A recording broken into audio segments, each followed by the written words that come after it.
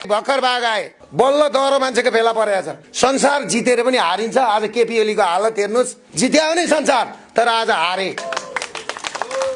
अब यो देशमा गरिब सर्वहारा वर्ग र भुइँ मान्छे बाँच्दैनन् भने नि ती सामन्तीहरूको पनि अधिकार छैन, बाँच्दैनन्। यो कुरा प्रष्ट छ। प्रधानमन्त्रीलाई यहाँबाट अनुरोध पनि के छ भने एक्जिक्युटिभ पावर भनेको प्रधानमन्त्रीको के हो भन्दाखेरि पावर एक्सर्साइज गर्ने सेन्टर हो क्या, आफै पावर निकाल्ने हो। होइन भने बसौँ टेबलमा। उत्पीडन वर्गको आँखाबाट आँसु झरेको छ। लघु वित्त र सहकारी ब्याङ्कले अब यहाँभन्दा माथि गर्छ भने हामी गाउँबाट बजारबाट ब्याङ्क लघु वित्त र सहकारी हामी लखेड्छौँ। किनभने हामीले ती लखेडिसक्दा हाम्रा घर जग्गा जमिन जोगिन्छ। अर्काका जग्गा लिलाम गरेर कसैले लिन्छ भने मलाई कसैले दोष लगाउन सक्दैन। ब्याङ्कको ऋण तिर्नुपर्छ, लिएको तिर्नुपर्छ, तर काम गर्ने वातावरण पनि हामीलाई दिनुपर्छ। मैले सरकार भनेको गार्जेन होस् भनेर, गार्जेन निभाओस् भनेर मैले भन्न खोजेको।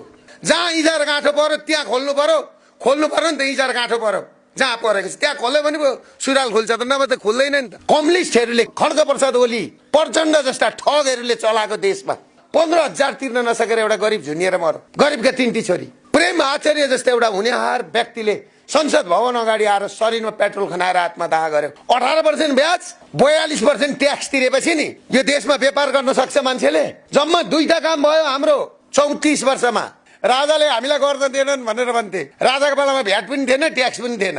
भ्याट पनि लिएनन्, ट्याक्स पनि लिएनन् राजाको पालामा। तपाईँहरूलाई थाहा छ नि, लिए बा यिनीहरूले त आएर भ्याट पनि लिए, ट्याक्स पनि लिए। हामीले व्यापार गर्यौँ भनेको त नि नेता र ब्याङ्क मिलेर हामीलाई व्यापार गरेछन् र हामीलाई नाङ्गो बनाएछन् 34 वर्षमा।